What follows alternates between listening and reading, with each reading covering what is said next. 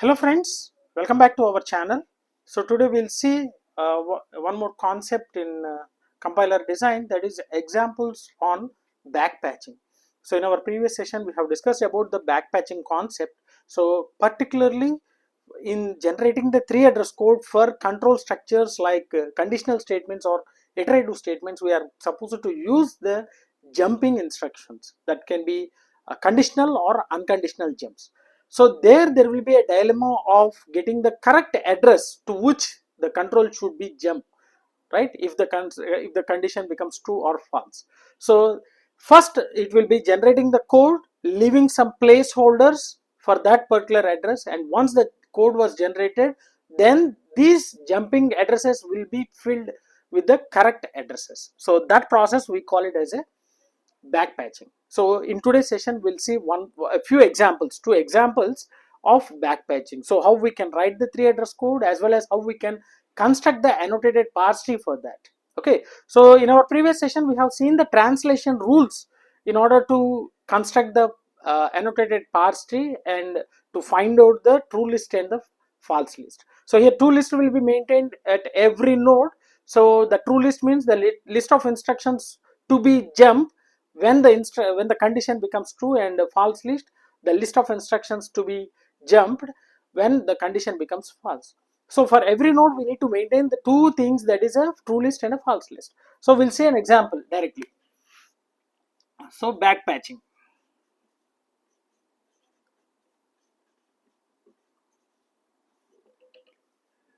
So let us take an example.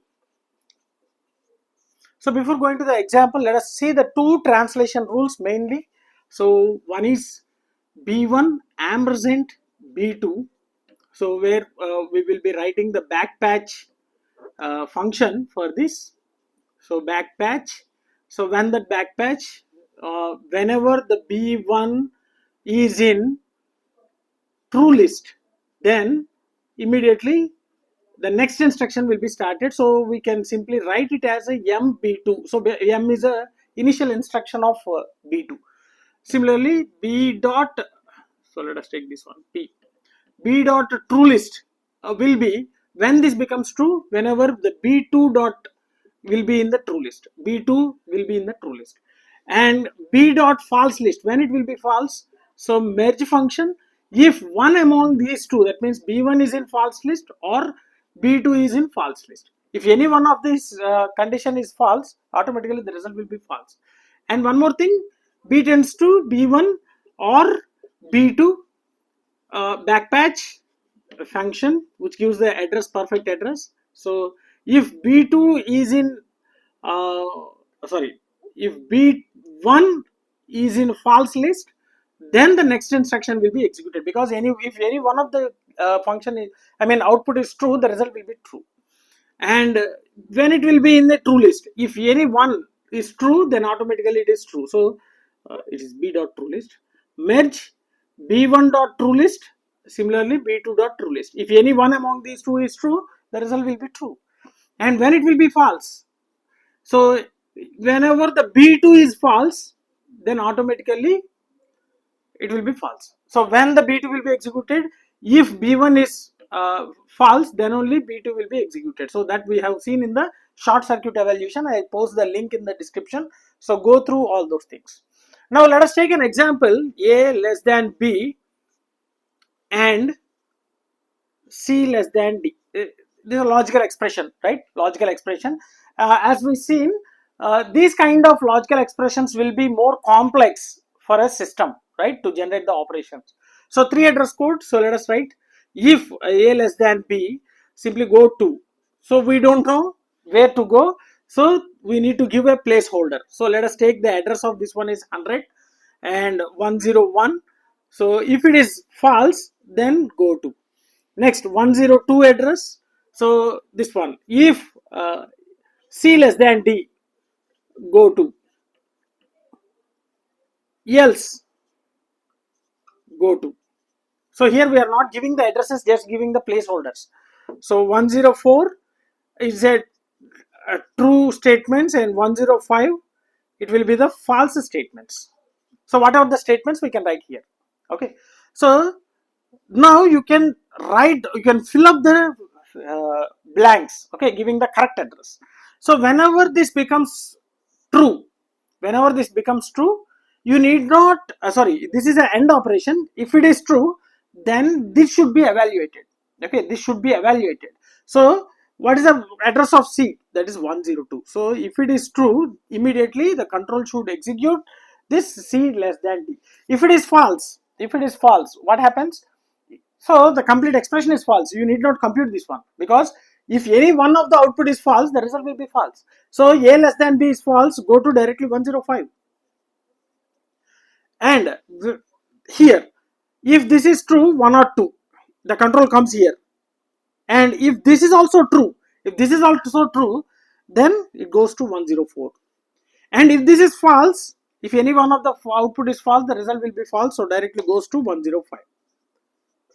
So this is the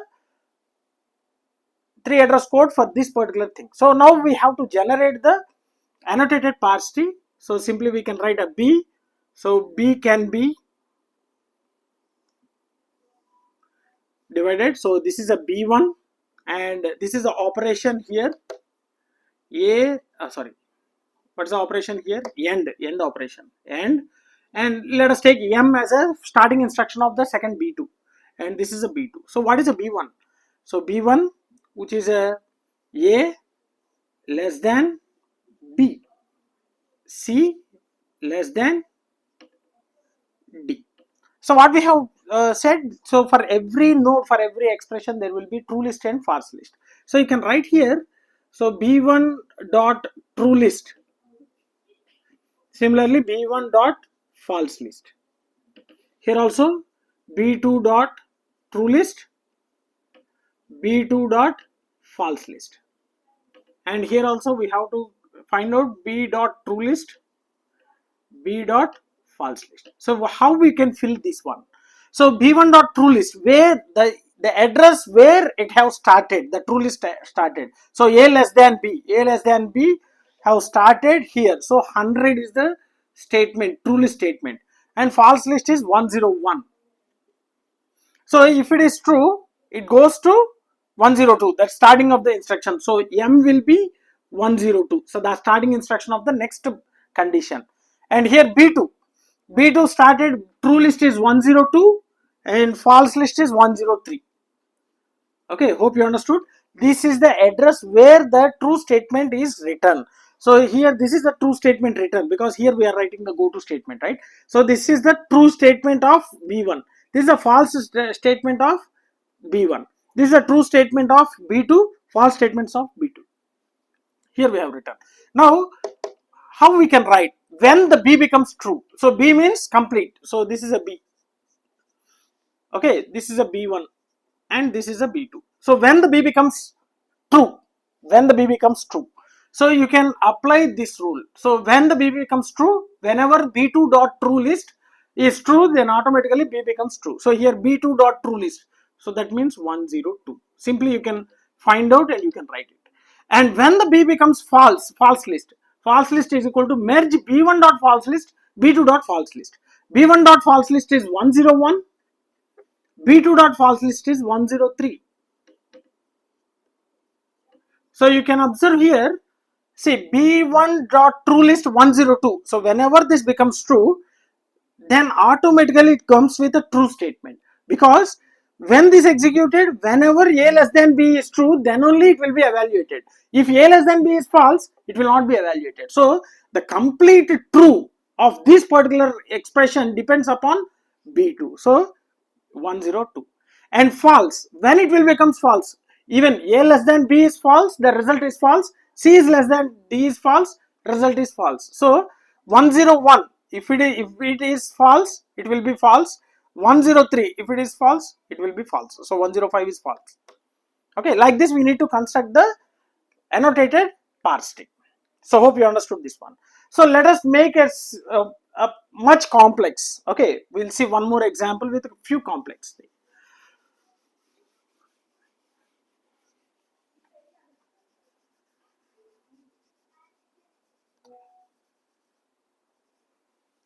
see, I will write complete this one, and I'll give R and E less than F. E less than F. Okay. Now see, 104 it will be if E less than F, go to, and this is another go to, and 106 it is a true, and 107 it will be a false. So here there are placeholders, we need to fill all these placeholders. Okay, so this is complete in the sub expression, right? So this will be one expression, and if this is true, the result will be true. If this is false, the complete expression is false, this will becomes executed, I mean it will be executed. So if A less than B, if it is true, automatically it have to check this one, right? C less than D, so it will be 102. If it is false, okay, if it is false, this complete expression is false, this should be executed, so it goes to 104 now. Hope you understood. If this becomes false, this complete expression is false. If it is false, the result of B will be depending upon this one. So let us rename this one. So this as B1 and this as a B2. Okay, and this will be B11 and this will be B12. Okay, now if this is true, it will execute 102. So if it comes here, if it is also true, what happens? It directly goes to 6, because this expression B1 becomes true. So if B1 is true, B2 need not be executed because it is a OR function, right? So this will be directly moving on to this. If it is false, again this should be executed because this expression will be false. So if B12 is false, this complete expression is false. So the value of B depends upon B2. So it start executing B2. So here it will be 104. Now if this happens, okay, when the control executes B2 means whenever B1 is false, then only B2 will be executed. So if it is true, then automatically that will be true, and if it is false, this will be false. So this is the complete generation of 3 address code for this example. Okay, hope you understood. So we need to remember the short circuit evaluation while filling up all these addresses. Now let us give the annotated parse tree for that. So let it be B1. So this is a B1 OR operation, and this will be M1, so which is this one, right? And this is a B2. Now B1 again having, so this is a B11, and this is a AND operation, this is a M2, and this is a 1-2. So this is again A less than B, C less than D, E less than F. So we need to fill all these things. Okay, we need to fill all these things. So I'll write here B11 dot true list. Similarly, B11 dot false list. Similarly, B12 dot true list, B12 dot false list. Similarly, B2 dot true list, B2 dot false list. Okay, now where it has been started B1 A less than B, so it is 100 is the true list and false list is 101. So if this becomes false, if this becomes true, it will start executing C less than D, so that means 102. So the first instruction of next one is a 102. So everything will be retrieved from the quadruples. So we have seen the representation of 3 address code quadruples, right? From that, what is the next instruction will be taken from that. Okay, this is 102, and B12 dot true list starts at 102 and false list is 103 here, false list.